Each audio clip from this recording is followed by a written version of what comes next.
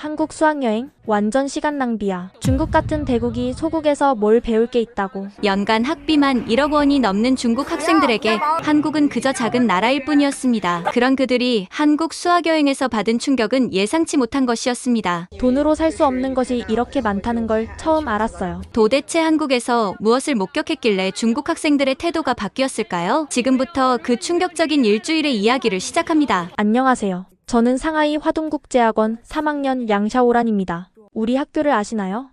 입학 조건이 가족자산 1,000억 원 이상이어야 합니다. 농담이 아니에요. 실제로 재산 증명서를 제출해야 하고 매년 재평가를 받죠. 만약 부모님 사업이 어려워져서 자산이 줄어들면 그 즉시 퇴학입니다. 저희 아버지는 상하이 최대 부동산 개발 그룹을 운영하시고 엄마는 명품 수입 사업을 하세요. 우리 반 친구들도 마찬가지예요. 마르코는 이탈리아계 중국인으로 럭셔리 호텔 체인을 소유한 집안이고 장웨이팅은 중국 2위 IT 기업 후계자죠. 학교 생활은 여러분이 상상하는 그 이상일 거예요. 아침에는 각자 전용 헬리콥터나 롤스로이스로 등교하고 점심은 미슐랭 3스타 셰프 5명이 돌아가며 만들어요. 교복은 에르메스에서 맞춤 제작하고 체육 시간엔 개인 트레이너가 1대1로 붙죠. 그런데 이번 학기 초 충격적인 소식이 전해졌어요. 여러분, 이번 수학여행 목적지가 변경되었습니다. 교무부장 선생님의 말씀에 강당이 술렁였어요. 원래 우리는 유럽 그랜드 투어를 갈 예정이었거든요. 파리 루브르 박물관 전체 대관, 스위스 알프스 스키 리조트 전세, 이탈리아 밀라노 패션위크 VIP 관람. 이미 부모님들이 비용도 다 내신 상태였는데요. 한국으로 가게 되었습니다. 뭐라고요? 강당이 폭발할 것 같았어요. 학생들이 일제히 일어나서 항의하기 시작했죠. 한국이요? 그 작은 나라를 왜 가요? 우리 같은 사람들이 갈 곳이 아니잖아요. 중국 문화 뺏긴 나라 구경하러 가자고요? 저도 어이가 없었어요. 솔직히 한국이라고 하면 떠오르는 게 뭐예요? 김치? 한류? 그것도 다 중국에서 시작된 거 아닌가요? 옆자리 마르코가 한숨을 쉬며 말했어요. 나는 유럽 친구들 만나러 가는 줄 알았는데 한국에서 뭘 보라는 거야? 가짜 명품이나 구경하라고? 역사 선생님이신 천 선생님도 평소에 늘 말씀하셨어요. 한국은 역사적으로 중국의 속국이었고 그들의 문화는 전부 우리 것을 모방한 거다. 한글? 한자를 베낀 거고 한복? 한풀을 변형한 거지. 심지어 김치도 원래 중국 스촨의 파오차이가 원조다. 그런 나라를 왜 가야 하는지 이해할 수 없었어요. 집에 돌아가서 부모님께 말씀드렸더니 아버지가 눈살을 찌푸리셨어요. 한국? 왜 하필 거기야? 우리가 그런 돈 내고 학교 보낸 게 한국 같은 데 보내려고였나? 어머니도 걱정스러운 표정을 지으셨어요. 위험하지 않을까? 거기 시위도 많이 한다던데. 그리고 중국인 차별도 심하다고 들었어. 걱정 마세요. 제가 경호원 10명 붙여서 보낼게요. 아버지가 즉시 비서실장님께 전화를 거셨어요. 다음날 학교에서는 더 큰 소동이 벌어졌어요. 학부모 대표단이 직접 학교에 찾아오신 거예요. 모두 중국 재계 최고 인사들이었죠. 교장 선생님, 이게 무슨 일입니까? 우리 아이들을 왜 한국 같은 곳에 보내려는 겁니까? 장웨이팅 아버지, IT그룹 회장님이 목소리를 높이셨어요. 유럽도 아니고 미국도 아니고 하필 한국입니까? 거기서 배울 게 뭐가 있다고? 하지만 새로 부임하신 교장 선생님은 전혀 흔들리지 않으셨어요. 학부모님들, 잠시만 제 말을 들어주십시오. 우리 학생들이 진정한 글로벌 리더가 되려면 편견 없이 세계를 봐야 합니다. 한국은 여러분이 생각하시는 그런 나라가 아닙니다. 그럼 어떤 나라란 말입니까?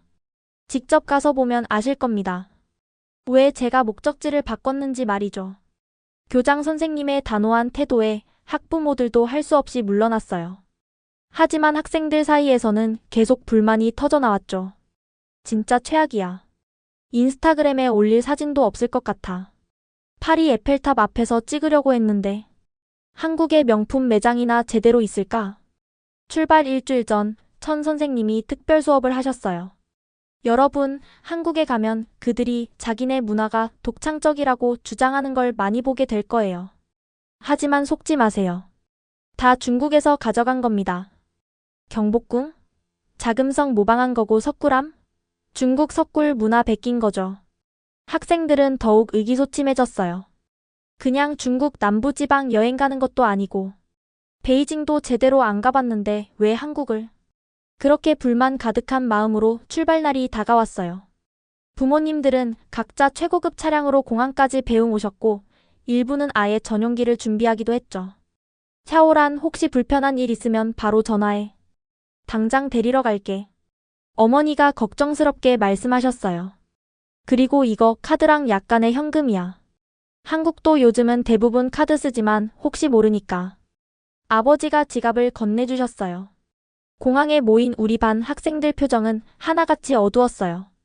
마치 유배라도 가는 것처럼요. 일주일만 참자. 어차피 졸업여행은 각자 알아서 갈 테니까. 그래, 인생 경험이라고 생각하자. 비행기에 오르면서도 계속 한숨만 나왔어요. 대체 한국에서 뭘 보라는 건지, 왜 교장 선생님이 그런 결정을 하신 건지 도무지 이해가 안 됐거든요. 창밖으로 상하이의 화려한 야경이 멀어져 가는 걸 보면서 생각했어요. 일주일 뒤면 다시 이곳으로 돌아오겠지. 한국에서 특별한 걸 볼 거라곤 기대도 안 해. 하지만 그때의 저는 몰랐어요. 불과 몇 시간 뒤부터 제 인생관이 완전히 뒤바뀌기 시작할 거라는 걸요. 대한항공 1등석에 올라탄 순간부터 뭔가 달랐어요. 안녕하세요. 환영합니다. 승무원이 완벽한 중국어로 인사를 건넸어요. 발음이 너무 정확해서 중국인인 줄 알았는데 이름표를 보니 한국 이름이더라고요. 필요하신 게 있으면 언제든 말씀해주세요. 중국어, 영어, 일본어, 프랑스어 모두 가능합니다. 마르코가 장난스럽게 이탈리아어로 뭔가 물어봤는데 승무원이 유창하게 대답하는 거예요. 우리는 모두 놀란 표정을 감추지 못했죠. 좌석에 앉자마자 또 한 번 놀랐어요. 1등석이라고는 해도 이 정도일 줄은 몰랐거든요.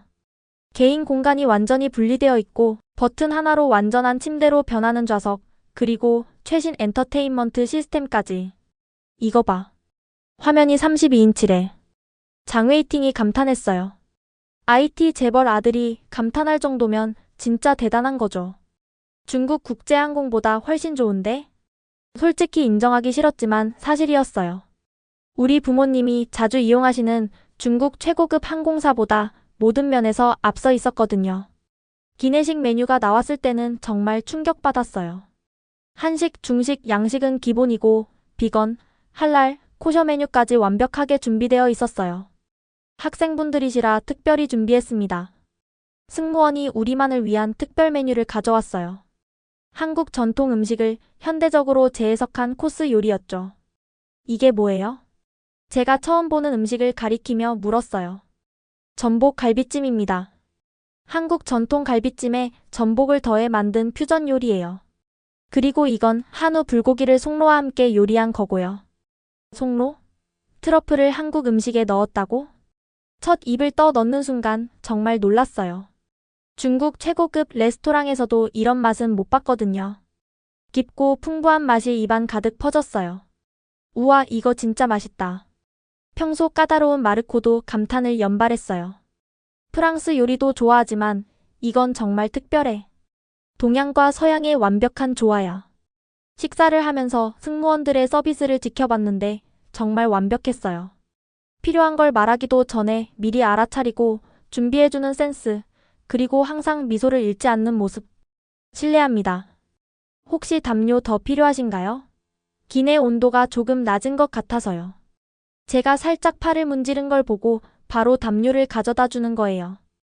커피는 어떤 걸로 드릴까요?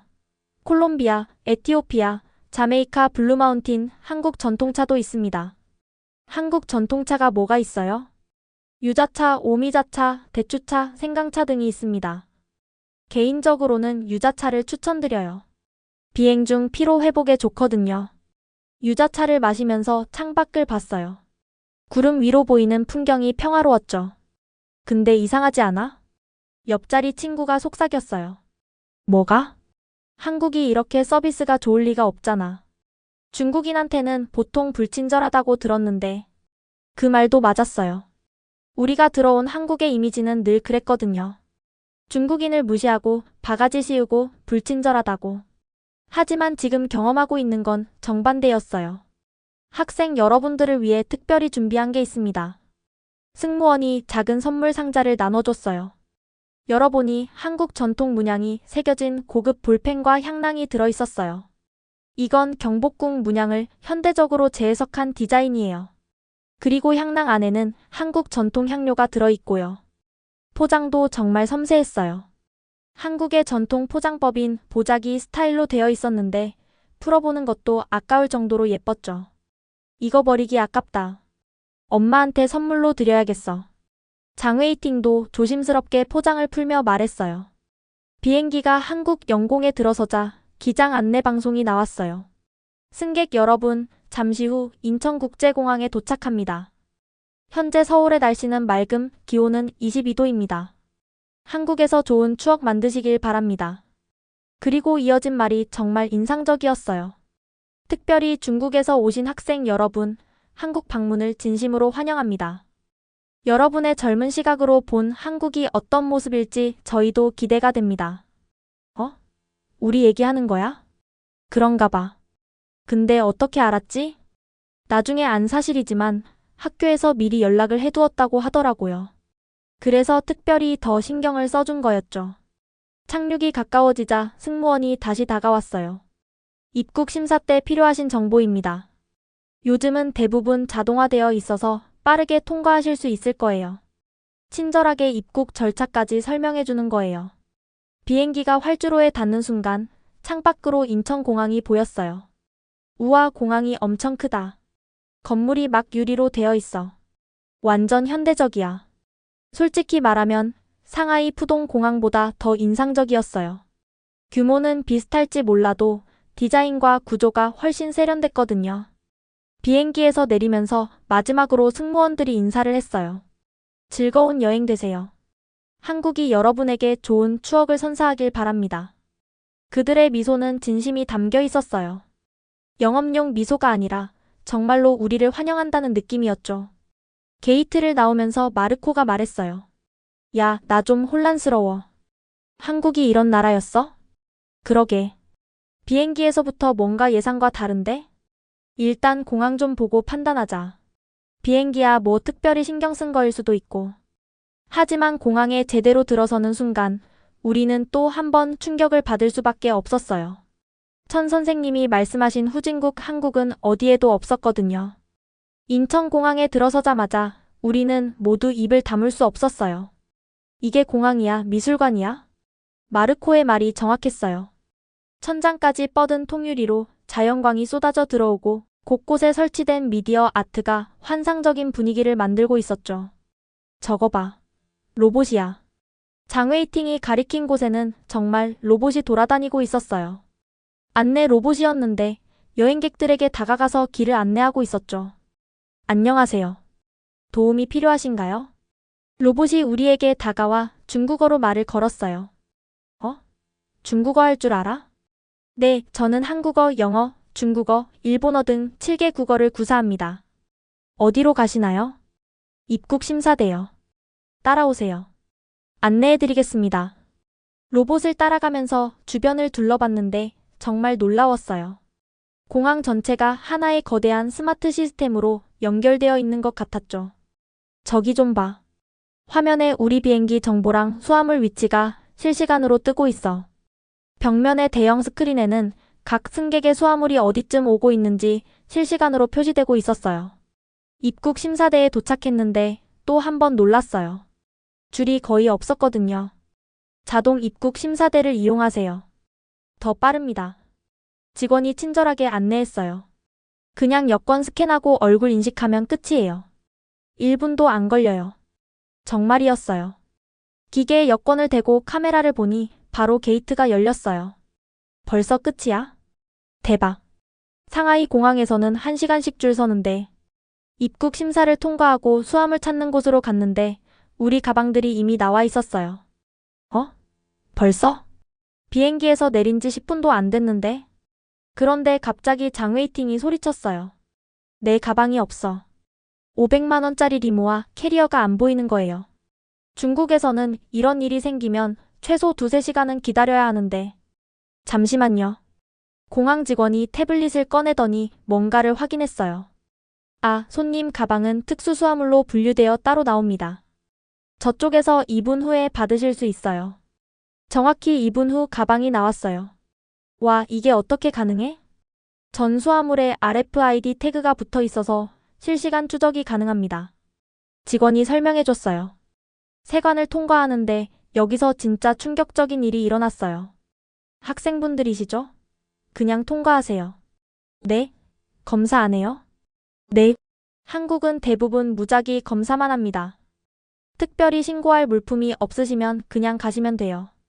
중국에서는 외국인들 가방을 다 열어보고 검사하는데 여기서는 그냥 믿고 통과시켜주는 거예요.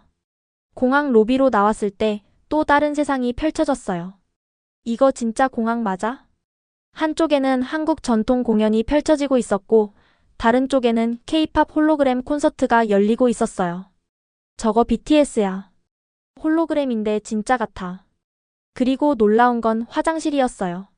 화장실이 이렇게 깨끗할 수가 있어?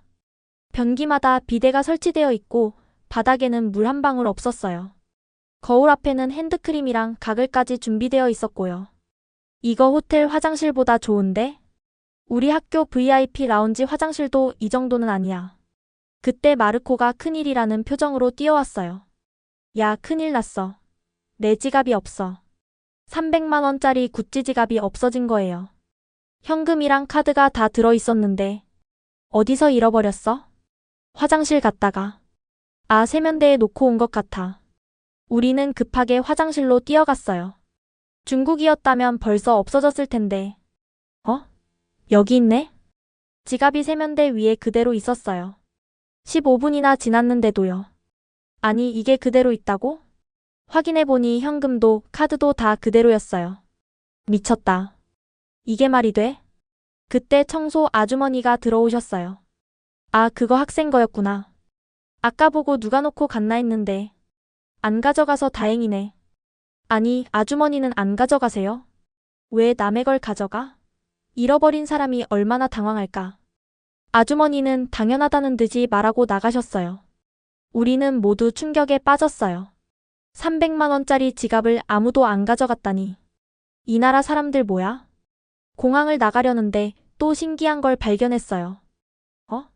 환전소가 하나도 없네? 맞아. 근데 필요 없대. 여기는 다 카드나 모바일로 결제한대. 현금 없는 사회? 응.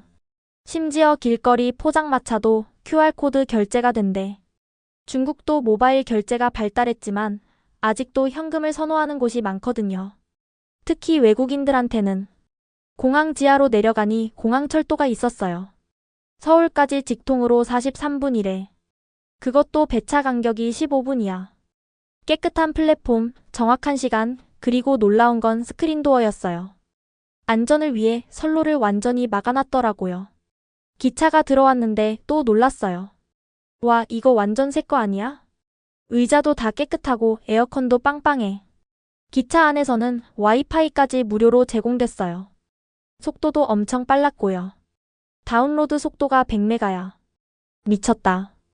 이동 중인 기차에서 창밖으로 보이는 풍경도 인상적이었어요. 고층 아파트들이 정돈되게 서 있고 도로는 깔끔하게 정비되어 있었죠. 저 다리 좀 봐. 인천대교래. 엄청 크다. 바다를 가로지르는 거대한 다리가 보였어요. 케이블이 하늘로 뻗어 있는 모습이 정말 웅장했죠. 상하이 다리들보다 멋있는데? 인정하기 싫었지만 사실이었어요. 서울에 가까워질수록 건물들이 더 많아졌어요. 그런데 신기한 게 다 계획적으로 지어진 것 같았어요. 무질서하게 들어선 게 아니라. 한국이 이런 나라였어? 마르코가 창밖을 보며 중얼거렸어요. 천 선생님이 후진국이라고 했잖아. 후진국이 이런 공항을 가질 수 있어? 이런 시스템을? 아무도 대답할 수 없었어요. 우리가 배운 것과 너무 달랐으니까요. 기차 안 전광판에 서울역 도착을 알리는 안내가 떴어요. 곧 서울역에 도착합니다. 내리실 문은 오른쪽입니다. 정확히 시간표대로 도착했어요.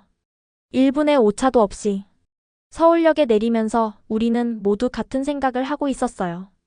이게 정말 우리가 알던 그 한국이 맞나? 하지만 이건 시작에 불과했어요. 진짜 충격은 이제부터였죠. 서울역에서 나와 호텔로 가는 길, 우리는 명동을 지나가게 됐어요. 와, 사람 진짜 많다. 거리는 활기가 넘쳤어요. 각국에서 온 관광객들로 가득했죠. 그런데 신기한 건 이렇게 사람이 많은데도 거리가 깨끗하다는 거였어요. 쓰레기통이 별로 없는데 거리가 깨끗해. 사람들이 쓰레기를 안 버리나 봐. 가이드 선생님이 설명해 주셨어요. 한국 사람들은 쓰레기를 집에 가져가서 버려요. 거리에 함부로 버리지 않죠. 우리 일행은 명동의 한 유명 카페에 들어갔어요. 내부는 초현대적인 인테리어로 꾸며져 있었죠. 어서 오세요. 직원들이 밝게 인사했어요. 그런데, 직원이 한 명밖에 없어? 3층짜리 큰 카페에 직원이 단 한 명뿐이었어요. 네, 저희는 무인 시스템이에요. 주문은 키오스크나 앱으로 하시면 됩니다. 벽면에 설치된 대형 스크린을 터치하니 메뉴가 떴어요. 한국어, 영어, 중국어, 일본어 등 여러 언어를 지원했죠. 결제는 어떻게 해요? 카드나 모바일로 하시면 돼요. 테이블 번호를 입력하시면 로봇이 서빙해드립니다. 진짜였어요. 주문하고 5분 뒤 로봇이 우리 테이블로 음료를 가져왔어요. 대박. 이게 진짜 가능하구나. 장웨이팅이 놀란 눈으로 로봇을 쳐다봤어요. IT 재벌 아들도 놀랄 정도의 기술이었죠. 커피를 마시면서 우리는 앞으로의 일정을 얘기했어요. 내일은 경복궁 간대. 에이, 재미없을 것 같은데. 그냥 중국 자금성 짝퉁 아니야? 그러게. 규모도 작을 거고. 30분쯤 후 우리는 카페를 나왔어요. 그런데 호텔에 도착해서 샤오란이 비명을 질렀어요. 앗, 내 지갑. 또? 아니, 이번엔 내 거야. 구찌 장지갑. 샤오란의 지갑은 우리 중에서도 특별했어요. 500만 원짜리 한정판이었죠.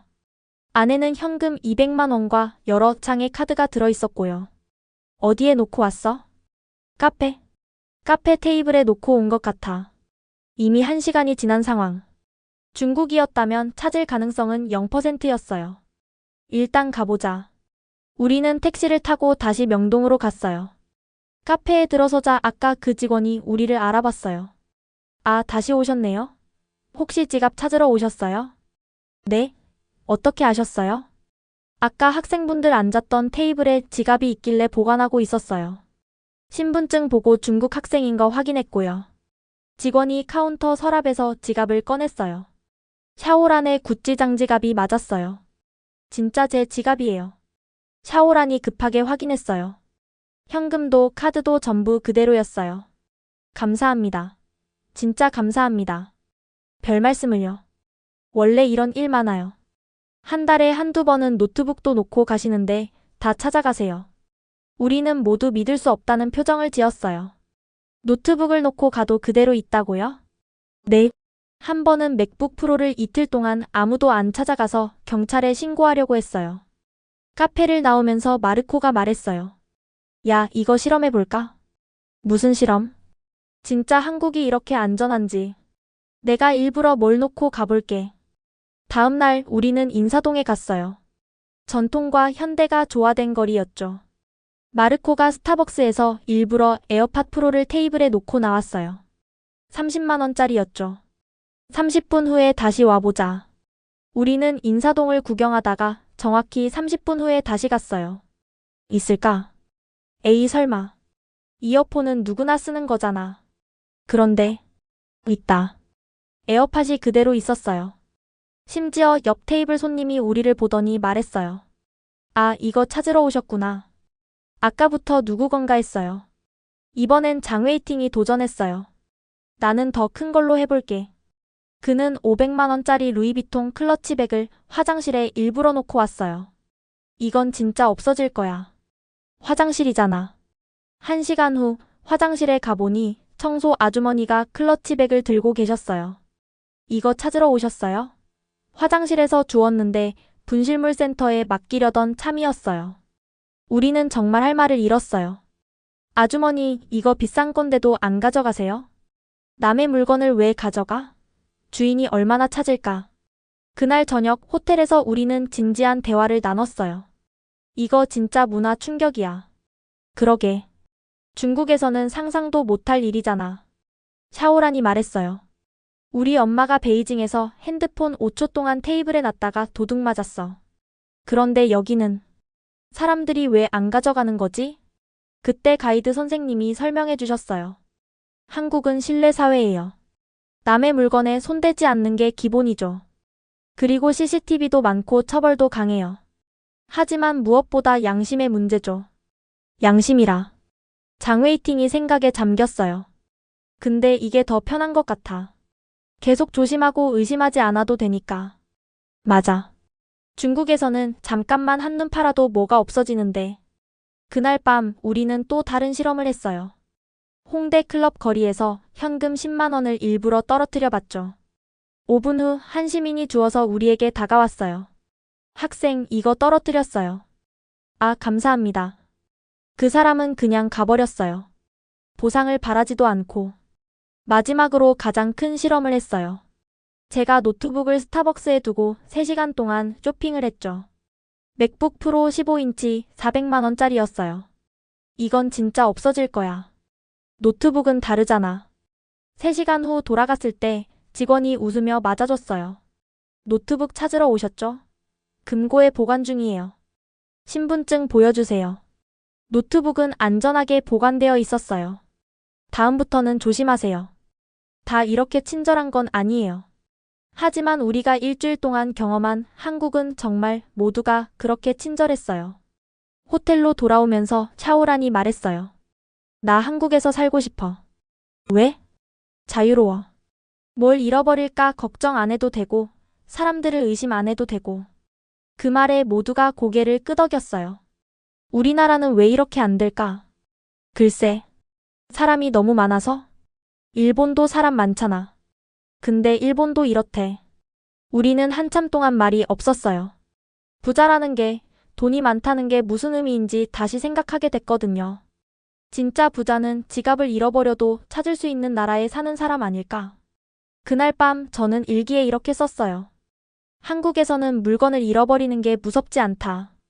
하지만 마음을 잃어버릴 것 같아 무섭다. 이곳에 마음을 빼앗겨서 중국으로 돌아가고 싶지 않을 것 같아서. 셋째 날 아침, 우리는 국립중앙박물관으로 향했어요. 천 선생님은 버스 안에서도 계속 말씀하셨죠. 오늘 한글 박물관도 가는데 속지 마라. 한글은 한자를 모방한 거다. 그들이 아무리 독창적이라고 주장해도 학생들은 지루한 표정으로 창밖을 봤어요. 하지만 박물관에 도착하자마자 분위기가 달라졌죠. 우와, 건물이 엄청 현대적이야. 국립한글박물관은 예상과 완전히 달랐어요. 초현대식 건물에 인터랙티브 전시가 가득했죠. 가이드가 우리를 맞이했어요. 젊은 큐레이터였는데 중국어가 완벽했어요. 안녕하세요. 오늘 여러분께 한글의 역사를 소개하게 되어 기쁩니다. 전시실에 들어서자 벽면 가득 미디어 아트가 펼쳐졌어요. 한글이 만들어지는 과정이 3D 애니메이션으로 재현되고 있었죠. 한글은 1443년 세종대왕이 만든 문자입니다. 당시 조선 백성의 90% 이상이 문맹이었어요. 한자는 너무 어려워서 일반 백성들이 배울 수 없었죠. 그래서 세종대왕은 누구나 쉽게 배울 수 있는 문자를 만들기로 결심했습니다. 그것이 바로 한글이에요. 화면에 세종대왕의 기록이 나타났어요. 나란말이 중국과 달라서 한자와 서로 통하지 않으니 가이드가 설명을 이어갔어요. 세종대왕은 백성을 가르치는 바른 소리라는 뜻의 훈민정음을 만들었습니다. 이건 단순한 문자가 아니라 혁명이었어요. 혁명이라고요? 마르코가 물었어요. 네. 당시 지식은 소수특권층만의 것이었어요. 하지만 한글 창제로 모든 백성이 지식에 접근할 수 있게 됐죠. 이건 민주주의의 시작이었습니다. 다음 전시실로 이동했어요. 여기서는 한글의 과학성을 보여주고 있었죠. 한글은 인류 역사상 유일하게 만든 사람과 만든 원리가 명확한 문자예요. 대형 스크린에 한글의 제작 원리가 나타났어요. 자음은 발음기관의 모양을 본떠서 만들었습니다. 기역은 혀뿌리가 목구멍을 막는 모양, 니은은 혀가 윗잇몸에 닿는 모양이에요. 진짜요? 장웨이팅이 놀라서 물었어요. 네. 그리고 모음은 천지인 하늘과 땅과 사람을 형상화했어요. 세계의 기본 요소로 모든 소리를 표현할 수 있죠. 인터랙티브 체험 코너에서 우리는 직접 한글을 만들어 봤어요. 와, 진짜 간단해. 이렇게 조합하면 모든 소리를 쓸 수 있다고? 샤오란이 자기 이름을 한글로 써봤어요. 샤오란. 지아오. 아, 진짜 되네. 가이드가 미소 지으며 말했어요. 한글은 24개 문자로 11,172개의 소리를 표현할 수 있어요. 중국어의 모든 발음도 한글로 표기 가능하죠. 그때 천 선생님이 끼어들었어요. 하지만 한자의 영향을 받은 건 사실이잖아요. 가이드가 정중하게 대답했어요. 한자를 알고 있었던 건 맞습니다. 하지만 한글은 완전히 다른 원리로 만들어진 독창적인 문자예요. 유네스코가 세계기록 유산으로 지정한 이유도 그 독창성 때문이죠. 다음 전시실에는 놀라운 자료가 있었어요. 이건 1446년에 발간된 훈민정음 해례본입니다. 한글 사용 설명서예요. 사용 설명서요? 네. 세종대왕은 백성들이 쉽게 배울 수 있도록 상세한 설명서까지 만들었어요. 문자와 함께 매뉴얼을 만든 건 세계 역사상 한글이 유일합니다. 그리고 충격적인 사실을 알려줬어요. 당시 양반들은 한글 창제를 반대했어요. 백성들이 지식을 갖게 되면 자신들의 특권이 사라질까 봐 두려웠던 거죠. 그거 우리 중국이랑 비슷한데. 누군가 작게 중얼거렸어요. 체험 코너에서 우리는 한글로 문장을 만들어 봤어요. 이렇게 쉬운데 왜 우리는 한자를 쓸까? 한자는 뜻은 알 수 있지만 소리는 따로 배워야 하잖아. 맞아. 한글은 보면 바로 읽을 수 있네. 마르코가 감탄했어요. 이건 진짜 민주적인 문자야. 누구나 배울 수 있게 만들었다니. 박물관을 나오면서 천 선생님은 아무 말씀도 하지 않으셨어요. 반박할 게 없으셨던 거죠. 오후에는 한복 체험을 했어요. 경복궁 근처 한복 대여점에 갔는데 또 놀랐어요. 와, 한복 종류가 이렇게 많아? 전통 한복부터 퓨전 한복까지 수백 벌이 걸려 있었어요. 한복과 한푸는 완전히 달라요. 직원이 설명해줬어요. 한푸는 상하가 연결된 원피스 형태가 많지만 한복은 저고리와 치마가 분리되어 있어요. 활동성을 중시한 거죠. 한복을 입어보니 정말 편했어요. 생각보다 활동하기 편해. 치마가 넓어서 움직이기 좋네. 직원이 또 설명했어요. 한복은 평면 재단인데도 입으면 입체적인 실루엣이 나와요. 이건 서양 복식에서도 찾기 힘든 독특한 구조예요. 특히 저고리의 곡선미가 인상적이었어요. 이 곡선을 보세요. 한국인들은 이걸 베레선이라고 불러요. 자연의 곡선을 옷에 담은 거죠. 색상도 특별했어요. 한복의 색은 음양오행에 따라 조화를 이뤄요. 빨강과 파랑, 노랑과 보라처럼 보색 대비를 쓰면서도 은은하게 어울리죠. 우리는 한복을 입고 경복궁으로 갔어요. 한복 입으면 입장료 무료예요. 진짜? 네. 전통문화 장려 정책이에요. 경복궁에 들어서니 또 다른 세상이었어요. 이게 자금성 모방이라고? 전혀 달랐어요. 자금성은 거대하고 위압적이지만 경복궁은 자연과 조화를 이뤘어요. 보세요. 건물들이 산을 가리지 않아요. 산을 배경으로 자연스럽게 배치되어 있죠. 가이드가 설명했어요. 한국 건축은 자연을 정복하지 않고 조화를 추구해요. 그래서 규모는 작아도 아름다운 거죠. 근정전 앞에서 가이드가 물었어요. 자금성과 뭐가 다른지 아세요? 작아요? 규모만 보셨네요. 자세히 보세요. 기둥 간격, 지붕 곡선, 단청 문양. 모두 한국만의 특징이에요. 정말이었어요. 가까이서 보니 디테일이 완전히 달랐어요. 특히 단청을 보세요. 중국은 금색을 많이 쓰지만 한국은 오방색을 균형 있게 사용해요. 그때 옆에서 한국 학생들이 지나갔어요. 그들도 한복을 입고 있었는데 우리를 보고 미소 지으며 말했어요. 한복 잘 어울리세요. 중국에서 오셨어요? 한국 구경 잘하세요. 그들의 친절함에 또 놀랐어요. 중국 관광지에서는 외국인을 보면 바가지 씌울 생각부터 하는데 경복궁을 둘러보면서 샤오란이 말했어요. 한복 입으니까 뭔가 기분이 달라져. 어떻게? 우아해진 것 같아. 천천히 걷게 되고 행동도 조심스러워지고. 맞아. 옷이 사람을 만든다더니 해질 무렵 우리는 경회로 연못가에 섰어요. 석양이 비친 경회로의 모습이 정말 아름다웠죠. 와, 이건 인정할 수밖에 없다. 장웨이팅이 감탄했어요. 자금성하고는 완전히 다른 아름다움이야. 마르코도 동의했어요. 자금성은 압도하려고 만든 거지만 여기는 사람을 편안하게 해줘. 한복을 반납하면서 직원이 물었어요. 어떠셨어요? 정말 좋았어요. 한복이 이렇게 편하고 아름다운 줄 몰랐어요. 한복은 단순한 옷이 아니에요. 한국인의 정신이 담겨 있죠. 겸손하면서도 품이 있고 실용적이면서도 아름답고. 돌아오는 버스 안에서 천 선생님은 계속 침묵하셨어요. 학생들은 수근거렸죠. 선생님, 한글이 진짜 독창적인 것 같은데요. 한복도 한푸랑 완전히 달라요. 경복궁도 자금성이랑은 다른 멋이 있고요. 천 선생님은 결국 한마디 하셨어요. 더 봐야 알 거다. 하지만 우리는 이미 알고 있었어요. 우리가 배운 게 전부가 아니라는 걸. 그날 밤 호텔에서 마르코가 말했어요. 나 한글 배우고 싶어. 진짜? 응. 이렇게 과학적인 문자라니. 서양에도 알려야 해. 샤오란도 덧붙였어요. 나도 한복 하나 사고 싶어. 중국에 가서도 입고 싶어. 미쳤어? 중국에서 한복 입으면 욕먹어. 왜? 예쁜데. 그리고 이제 알았잖아. 한프랑은 다르다는 걸. 우리는 한참을 토론했어요. 중국에서 배운 것과 실제로 본 것의 차이에 대해. 우리가 너무 모르고 살았던 거 아닐까? 그러게. 왜 제대로 안 가르쳐줬을까? 가르쳐주면 우리가 한국을 좋아할까봐? 그날 저는 일기에 썼어요. 오늘 나는 두 가지를 배웠다.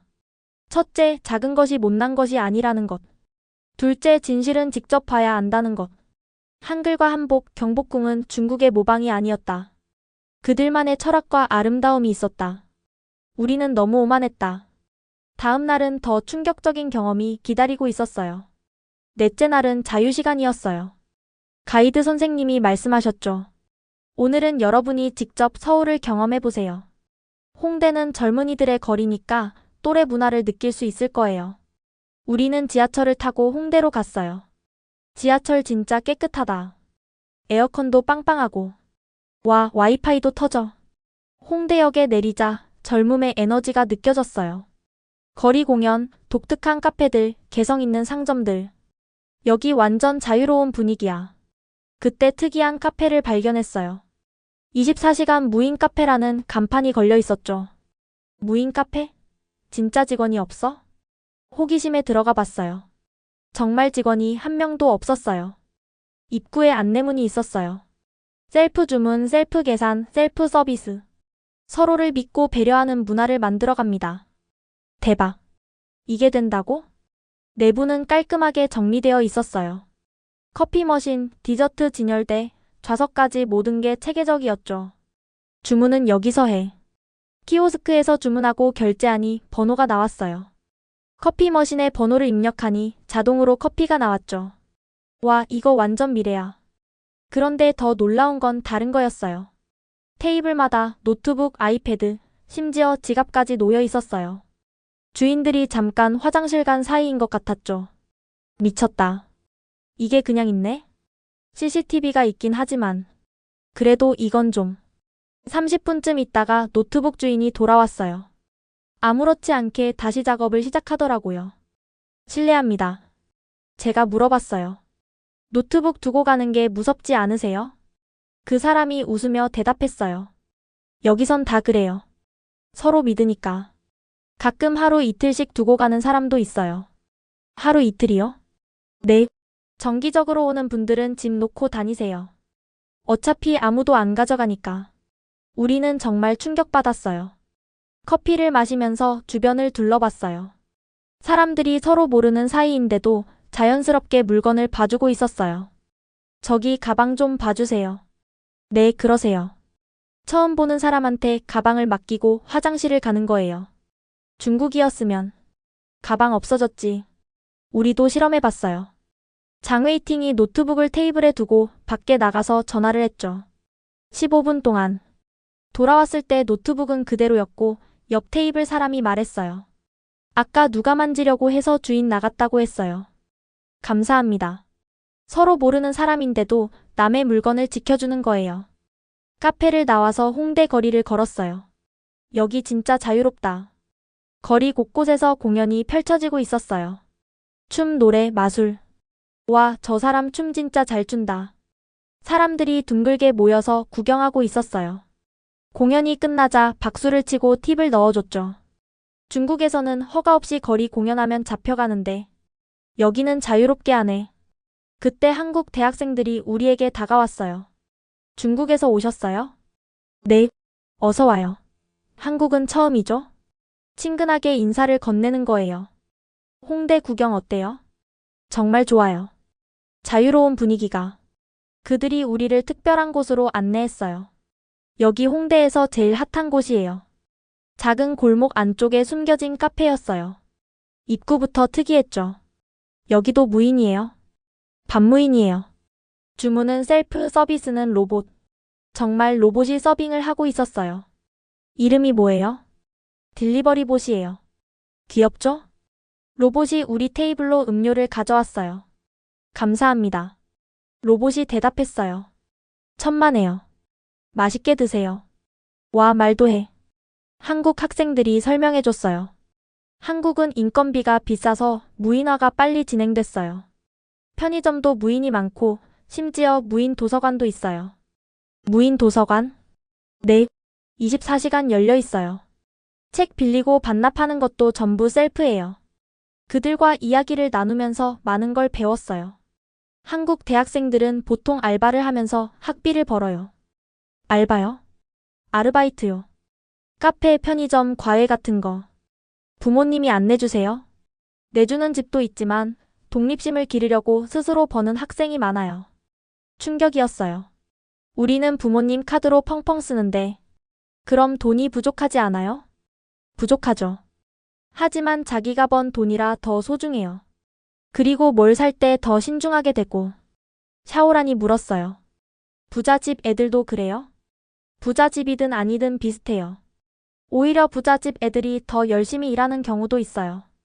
경험 쌓으려고. 저녁이 되자 한국 학생들이 맛집을 추천해줬어요. 여기 백반집 진짜 맛있어요. 저렴하고. 백반이 뭐예요? 한국 가정식이에요. 밥이랑 국이랑 반찬 여러 개. 작은 식당이었는데 사람들로 가득했어요. 와, 반찬이 이렇게 많이 나와요? 기본이에요. 그리고 리필도 돼요. 8,000원에 이렇게 푸짐한 식사가 나오다니. 중국 같으면 이 정도면 5만 원은 할 텐데. 한국은 서민 물가는 싸요. 대신 명품이나 수입품은 비싸고. 맛도 정말 좋았어요. 집밥 같은 따뜻한 맛이었죠. 식사 후 우리는 다시 거리로 나왔어요. 밤 10시가 넘었는데도 거리는 활기가 넘쳤어요. 한국은 밤 문화가 발달했어요. 안전하니까. 진짜 안전해요? 네. 여자 혼자 다녀도 괜찮아요.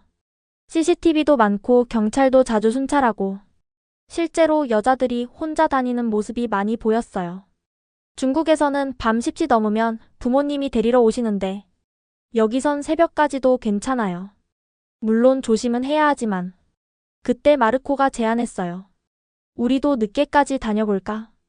괜찮을까? 한번 해보자. 언제 또 이런 자유를 느껴보겠어. 우리는 새벽 1시까지 홍대를 돌아다녔어요. 놀라운 건 그 시간에도 거리가 깨끗하다는 거였어요. 새벽인데도 쓰레기가 없네? 맞아. 사람들이 쓰레기통 찾아서 버려. 중국이었으면 아침에 청소부들이. 여기는 시민의식이 다른가 봐. 새벽 2시 우리는 택시를 타고 호텔로 돌아왔어요. 오늘 정말 신기한 경험했다. 그러게. 무인 카페에서 노트북 두고 가도 안 없어지고. 거리에서 여자들이 혼자 다니고. 새벽까지 안전하고. 호텔에 도착해서 장웨이팅이 말했어요. 나 오늘 깨달은 게 있어. 뭔데? 진짜 선진국은 건물이 높은 나라가 아니라 서로 믿을 수 있는 나라인 것 같아.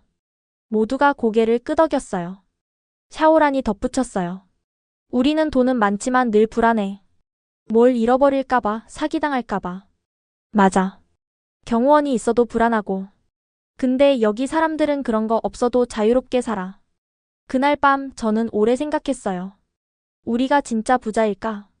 돈은 많지만 자유롭지 못하고 무언가를 늘 지켜야 하고 사람을 믿을 수 없다면 한국 사람들은 우리보다 가난할지 모르지만 더 풍요롭게 사는 것 같았어요. 믿음이라는 재산을 가지고 있으니까. 다섯째 날은 특별한 일정이 있었어요.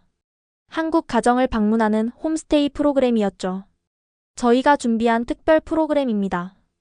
한국의 일반 가정에서 하루를 보내는 거예요. 솔직히 걱정됐어요. 일반 가정이면 얼마나 작고 불편할까? 우리는 각자 다른 가정으로 배정됐어요. 저와 샤오라는 같은 집으로 가게 됐죠. 택시를 타고 도착한 곳은 서울 근교의 아파트 단지였어요. 32평 아파트래. 32평? 그게 얼마나 작은 거야? 중국식으로 계산하니 약 106제곱미터. 우리 집 거실만 한 크기였어요. 초인종을 누르자 중년 부부가 나와서 맞아줬어요. 어서 와요. 기다리고 있었어요. 따뜻한 미소로 우리를 반겼어요. 집에 들어가자 먼저 놀란 건 현관이었어요. 신발을 여기서 벗어주세요. 아, 네.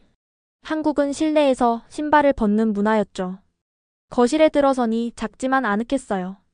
우와, 되게 깔끔해요. 작아도 정리만 잘하면 충분해요. 아주머니가 웃으며 말씀하셨어요. 집을 둘러보니 정말 효율적으로 공간을 사용하고 있었어요. 붙박이장, 수납 가구들이 공간을 최대한 활용하고 있었죠. 이게 안방이고 여기가 아이들 방이에요. 아이들이 있으세요? 네, 대학생 아들이랑 고등학생 딸이 있어요. 곧 올 거예요. 거실로 돌아와 차를 마시며 이야기를 나눴어요. 중국에서 오셨구나. 부모님은 뭐 하세요? 아버지는 부동산 개발을, 어머니는 명품 수입을. 말하다가 갑자기 부끄러워졌어요. 아, 그렇구나. 좋은 일 하시네요. 아주머니는 전혀 부러워하지 않으셨어요. 아주머니는 뭐 하세요? 저는 초등학교 선생님이에요. 남편은 회사원이고요. 평범한 중산층 가정이었어요. 잠시 후 아이들이 들어왔어요. 안녕하세요. 중국에서 오셨다고요? 밝게 인사하는 모습이 인상적이었어요. 저녁 준비를 하는데 온 가족이 함께 했어요. 아빠는 고기 굽고 나는 샐러드, 오빠는 테이블 정리. 역할을 나눠서 일하는 모습이 신기했어요. 중국에서는 보통 가정부가 여기는 가족이 다 같이 해요. 그게 더 재밌어요. 식사 시간이 됐어요. 소박하지만 정성스러운 한식들이 차려졌죠. 많이 드세요. 집밥이라 별거 없지만. 하지만 정말 맛있었어요. 무엇보다 놀라운 건 가족 간의 대화였어요. 오늘 학교에서 뭐 했어? 토론 수업했는데요. 제가 반대 의견 냈더니 선생님이 칭찬하셨어요. 잘했네. 자기 생각을 말하는 게 중요하지. 부모와 자녀가 수평적으로 대화하는 거예요. 아들이 아버지에게 반대 의견을 내도 전혀 화내지 않으셨어요. 아빠, 그건 좀 다르게 생각해요. 요즘은. 그래? 네 생각을 들어보자. 중국에서는 상상도 못할 일이었어요. 부모님 말씀에 반대하면 큰일 나는데. 식사 후에는 다 같이 설거지를 했어요. 손님인데 편하게 계세요. 아니에요. 같이 하고 싶어요. 처음으로 직접 설거지를 해봤어요. 의외로 재밌었죠. 중국에서는 안 해봤어요? 네. 집에 가정부가 있어서. 가정부가 있어도 기본적인 건 할 줄 알아야죠. 독립하면 어떻게 해요? 맞는 말이었어요. 저녁 시간 가족들이 거실에 모였어요. 각자 하고 싶은 일을 하면서도 함께 있는 거예요. 아버지는 신문을 읽고 어머니는 뜨개질을, 아들은 노트북으로 과제를, 딸은 책을 읽고 있었죠. 이게 소확행이에요. 소확행이요? 소소하지만 확실한 행복. 거창한 게 아니라 일상의 작은 행복들. 정말 평화로워 보였어요. 밤 10시쯤 층간소음 이야기가 나왔어요. 한국은 아파트가 많아서 층간소음에 민감해요. 그래서 10시 이후에는 조용히 해요. 뛰거나 큰 소리 내지 않고. 모두가 그래요? 네. 서로 배려하는 거죠. 위층도 우리를 배려하고 우리도 아래층을 배려하고. 중국 아파트에서는 새벽까지 쿵쿵거려도 아무도 뭐라 안 하는데. 자기 전 딸이 우리 방에 왔어요. 언니들, 이거 선물이에요. 작은 한국 전통 매듭 열쇠고리였어요. 제가 만든 거예요. 학교 동아리에서 배웠어요. 직접 만들었어요. 고마워요. 별거 아니에요. 한국 가면 추억이 될 거예요. 다음 날 아침, 이른 시간인데도 온 가족이 함께 아침을 먹었어요. 항상 같이 먹어요? 네. 아침은 꼭 같이 먹으려고 해요. 하루 시작이니까. 아침을 먹으면서 하루 계획을 나누는 모습이 정겹게 느껴졌어요. 집을 나서기 전 분리수거하는 모습을 봤어요. 이게 플라스틱, 이게 종이, 이게 일반 쓰레기. 와, 진짜 복잡하네요. 처음엔 그런데 익숙해져요. 환경을 위해서니까. 작별 인사를 할 때 아주머니가 말씀하셨어요. 우리 집이 크거나 화려하지는 않죠? 하지만 우리는 행복해요. 가족이 함께 있고 서로 사랑하니까. 그 말이 가슴에 와닿았어요. 호텔로 돌아오는 택시 안에서 샤오랑과 이야기했어요. 우리 집이 100배는 크지만 저 집이 더 행복해 보였어. 맞아. 뭔가 따뜻했어. 가족이 대화하고 함께 일하고 서로 배려하고.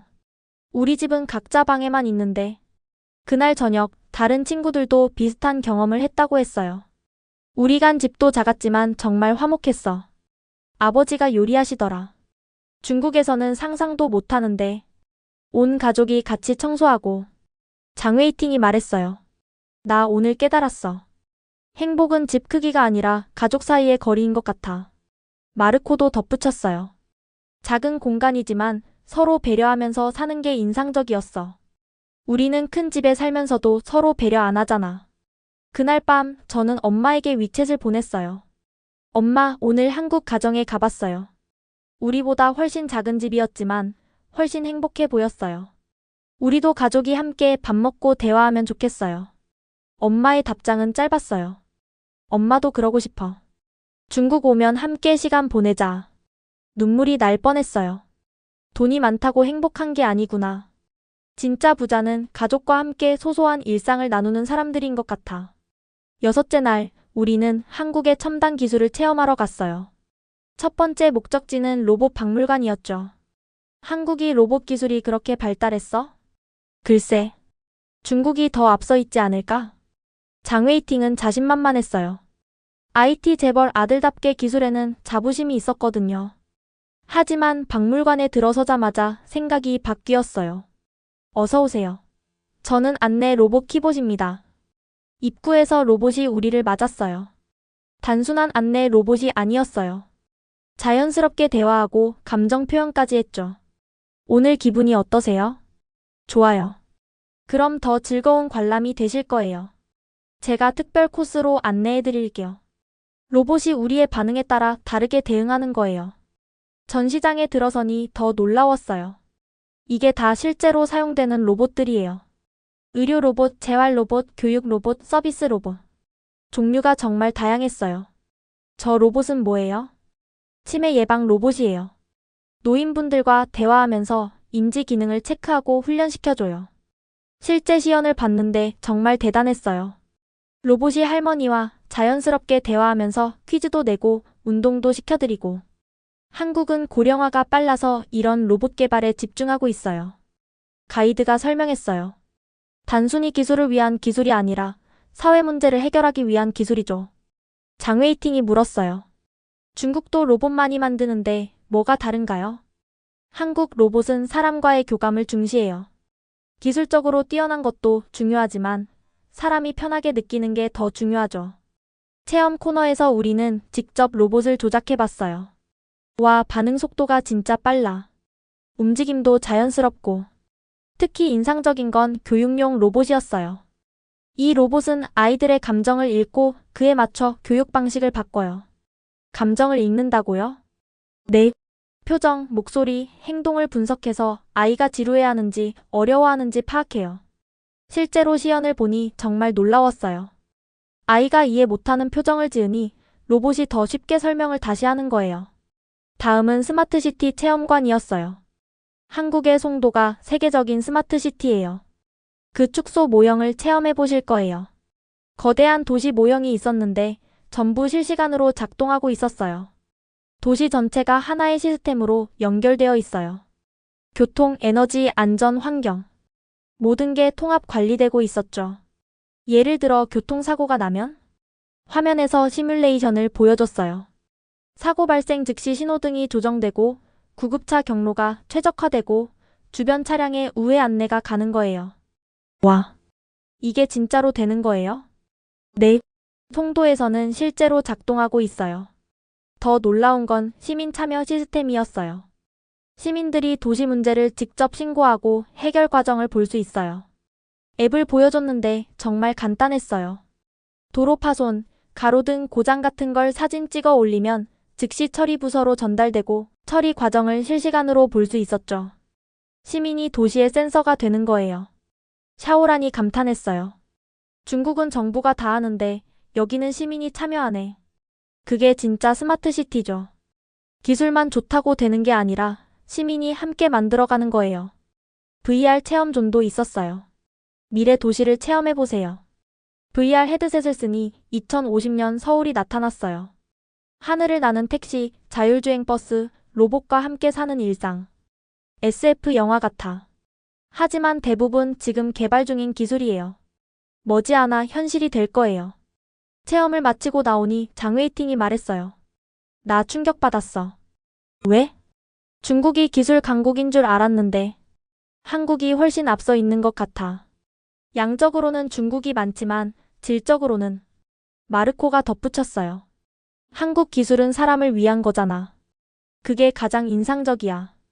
카페테리아에서 쉬면서 우리는 토론했어요. 왜 한국이 이렇게 발전했을까? 작은 나라라서 더 효율적으로 해야 했나? 아니면 민주주의라서? 시민이 참여하니까. 가이드 선생님이 우리 대화를 듣고 말씀하셨어요. 한국은 자원이 없어요. 사람만이 자원이죠. 그래서 교육에 투자하고 기술을 개발하고 시스템을 만든 거예요. 중국도 사람이 많은데 많은 것과 소중히 여기는 것은 달라요. 한국은 한 명 한 명이 소중하니까 그들을 위한 기술을 만드는 거죠. 돌아오는 버스 안에서 천 선생님이 드디어 입을 여셨어요. 기술이 발전한 건 인정한다. 학생들이 놀란 눈으로 쳐다봤어요. 선생님이 한국을 인정하시다니. 하지만 그것도 결국 미국 기술을 베낀 거 아니냐? 그때 장웨이팅이 반박했어요. 선생님, 오늘 본 로봇들은 한국이 독자 개발한 거예요. 특허도 한국이 가장 많고요. 그래도 선생님, 인정할 건 인정해야죠. 한국이 우리보다 앞선 분야가 있다는 걸. 선생님은 더 이상 말씀하지 않으셨어요. 그날 밤 저는 일기에 썼어요. 오늘 나는 미래를 봤다. 그런데 그 미래는 차갑지 않았다. 사람을 위한, 사람과 함께하는 따뜻한 미래였다. 중국도 이런 미래를 만들 수 있을까? 기술을 위한 기술이 아니라 사람을 위한 기술을 만들 수 있을까? 내일은 마지막 날. 이별이 아쉬웠지만 동시에 중국으로 돌아가는 게 두렵기도 했어요. 이제 진실을 알아버렸으니까. 마지막 날 저녁 학교에서 준비한 송별 만찬이 있었어요. 한국 학생들도 초대되어 함께하기로 했죠. 일주일이 정말 빨리 갔네요.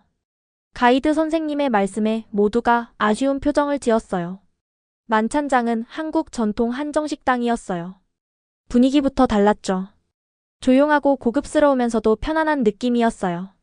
한국 학생들이 들어왔어요. 일주일 동안 친해진 친구들이었죠. 잘 지냈어? 내일 간다며? 응. 아쉬워. 자연스럽게 한 테이블에 둘러앉았어요. 음식이 나오기 시작했는데 하나하나가 예술작품 같았어요. 이게 궁중 요리예요. 옛날 왕이 먹던 음식을 현대적으로 재해석한 거죠. 와, 너무 아까워서 못 먹겠어. 한국 학생 중 한 명인 수진이가 웃으며 말했어요.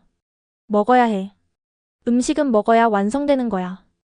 분위기가 무르익자 솔직한 대화가 시작됐어요. 사실 처음엔 너희가 오는 게 부담스러웠어. 수진이가 고백했어요. 왜? 중국 부자들이 와서 돈 자랑하고 갈 줄 알았거든. 아, 미안해. 우리도 처음엔 그런 마음이었어. 샤오란이 솔직하게 말했어요. 한국을 무시했어. 작고 가난한 나라라고 생각했거든. 지금은 완전히 달라졌어. 오히려 부끄러워. 분위기가 진지해졌어요. 장웨이팅이 입을 열었어요. 나는 기술로는 중국이 최고인 줄 알았어. 그런데 와보니 한국 기술이 더 좋았어? 좋고 나쁘고를 떠나서 방향이 달랐어. 한국은 사람을 위한 기술을 만들더라. 수진이가 고개를 끄덕였어요. 한국도 빨리 성장하려다 보니 많은 걸 놓쳤어. 환경도 파괴하고 전통도 잃고. 그래도 지금은 균형을 찾은 것 같아. 노력하고 있지. 완벽하진 않아도. 마르코가 물었어요. 한국 사람들은 중국을 어떻게 생각해? 잠시 침묵이 흘렀어요. 다른 한국 학생인 지훈이가 대답했어요. 솔직히 말할게. 무서워. 무서워? 중국이 너무 커서. 경제적으로도 정치적으로도. 한국은 작은 나라니까. 하지만 동시에 부러워하기도 해. 큰 시장, 많은 인구, 긴 역사. 샤오란이 놀라서 물었어요. 진짜? 우리는 한국이 부러운데. 뭐가 부러워? 자유, 민주주의, 신뢰사회, 깨끗한 환경. 서로가 서로를 부러워한다는 사실에 모두 웃었어요. 결국 없는 거 부러워하는 거네. 그런가 봐. 식사가 끝나갈 무렵 저는 용기를 내서 말했어요. 일주일 동안 정말 많이 배웠어. 한국에 대해서도 우리 자신에 대해서도. 어떤 걸 배웠어? 돈이 전부가 아니라는 것. 진짜 풍요는 다른 데 있다는 것. 모두가 고개를 끄덕였어요. 수진이가 말했어요. 우리도 많이 배웠어. 중국의 역동성, 도전 정신 같은 거. 그리고 너희가 생각보다 열려 있다는 것도. 편견을 바꿀 줄 아는 용기가 있다는 것도. 그때 천 선생님이 입을 여셨어요. 모두가 놀란 눈으로 쳐다봤죠. 나도 많이 배웠다. 학생들이 숨을 죽였어요. 내가 너무 편견에 갇혀 있었구나. 세상은 넓고 배울 것은 많구나. 선생님의 눈가가 촉촉해졌어요. 미안하다. 너희에게 잘못된 걸 가르쳤구나. 선생님. 하지만 이제라도 알았으니 다행이다. 너희 덕분이야. 감동적인 순간이었어요. 식사가 끝나고 우리는 한강으로 갔어요. 마지막 밤을 함께 보내고 싶었거든요. 한강공원에 앉아 야경을 바라봤어요. 내일이면 이 풍경도 못 보겠네. 사진 많이 찍어가. 사진으로는 부족해. 이 느낌을 어떻게 담아? 수진이가 제안했어요. 약속 하나 하자. 무슨 약속? 우리가 각자 나라로 돌아가서도 오늘을 기억하자. 그리고 편견 없이 서로를 이해하려고 노력하자. 좋아. 우리는 한강을 배경으로 단체 사진을 찍었어요. 하나, 둘, 셋. 김치. 이젠 김치가 뭔지 알아. 밤이 깊어갈수록 이별이 아쉬웠어요. 다음에 중국에 놀러와. 꼭 갈게. 진짜 중국을 보고 싶어. 우리도 다시 한국에 올게. 이번엔 제대로 여행하러. 지훈이가 작은 선물을 꺼냈어요. 이거 줄게. 한국 전통 매듭이야. 고마워. 나도 줄 게 있어. 샤오란이 가방에서 뭔가를 꺼냈어요. 중국 전통 부채야. 더울 때 쓰고 우리 생각도 하고. 선물을 교환하며 우정을 확인했어요. 새벽 1시가 되어서야 우리는 헤어졌어요. 내일 공항에서 봐. 응, 꼭 와. 호텔로 돌아오는 길 모두가 말이 없었어요. 각자 일주일의 기억을 되새기고 있었죠. 방에 들어와서 짐을 싸면서 생각했어요. 일주일 전에 나와 지금의 나는 완전히 다른 사람이야. 가방에 한국에서 산 것들을 넣었어요.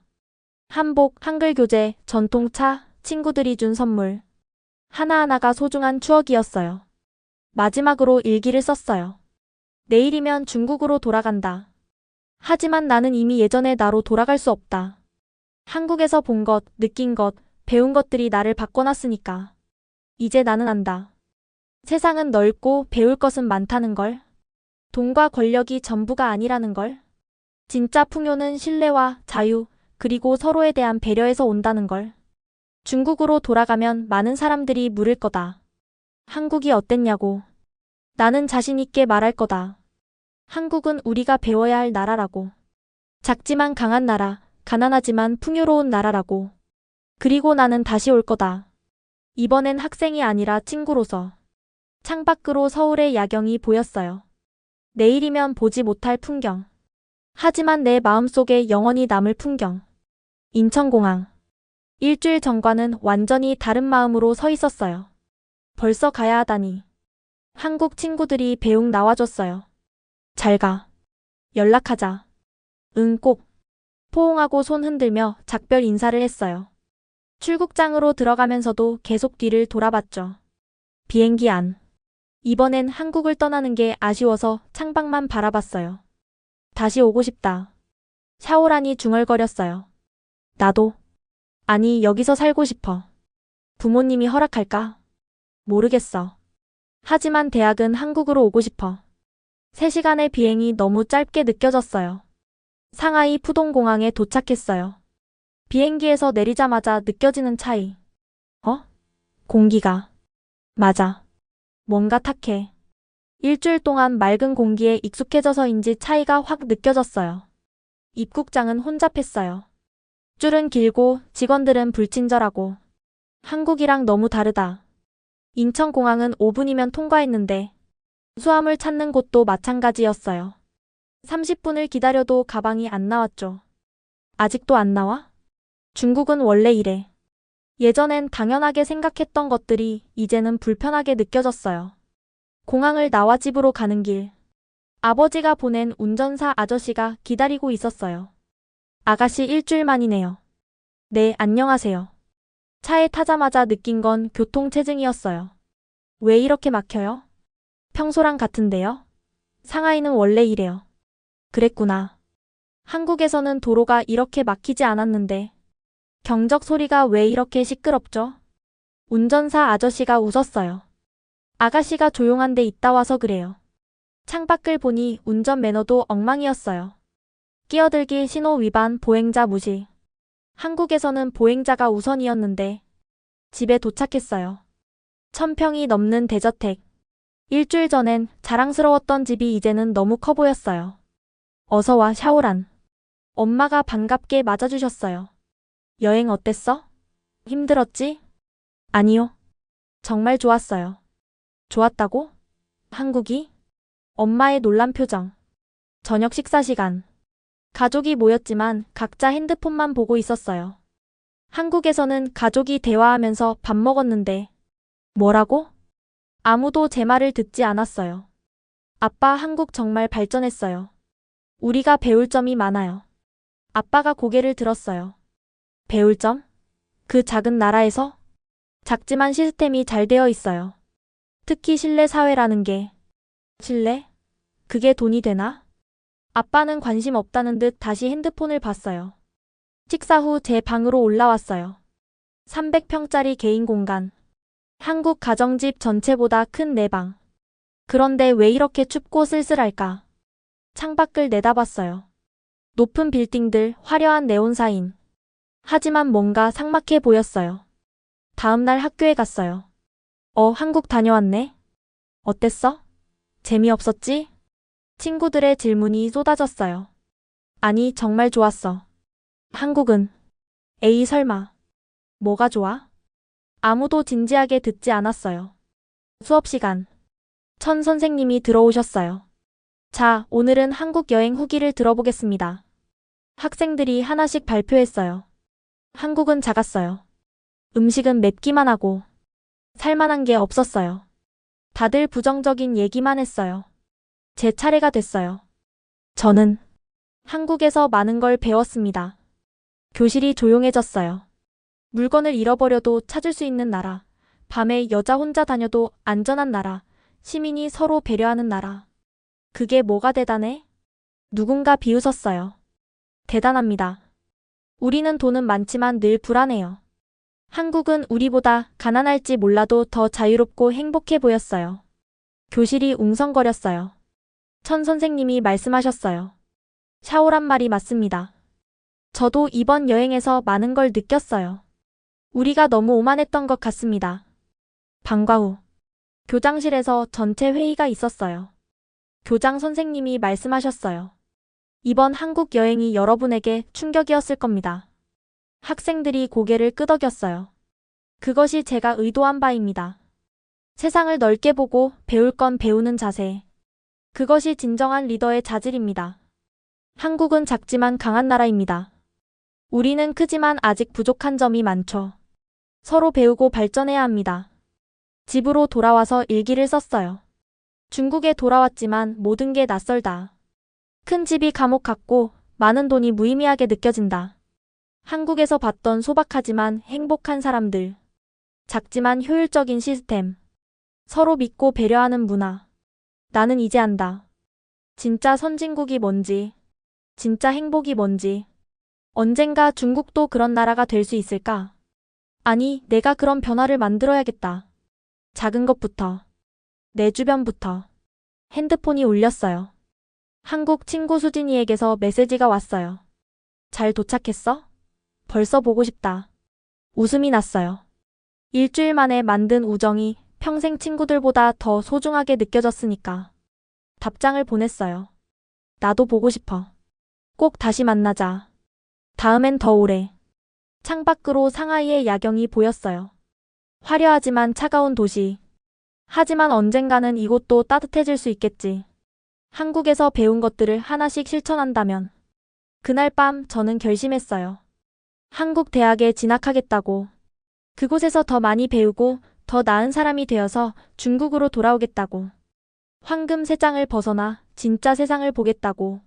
지금까지 중국 최고 부자 학교 학생이 한국에서 받은 충격적인 경험담을 들어보셨습니다. 때로는 진정한 풍요가 무엇인지, 우리가 놓치고 있는 것은 무엇인지 다시 한번 생각해보게 되는 이야기였는데요. 이 이야기가 단순한 여행기가 아니라 서로를 이해하고 배우려는 젊은이들의 용기 있는 고백이었다는 점에서 더욱 의미가 있는 것 같습니다. 오늘 이야기가 마음에 드셨다면 좋아요와 구독 부탁드립니다. 그리고 한중 청년들의 아름다운 우정과 상호 이해의 메시지를 더 많은 분들께 전하기 위해 이 영상을 공유해주세요. 다음에도 더 감동적인 이야기로 찾아뵙겠습니다. 원더풀 해외 사연이었습니다. 감사합니다.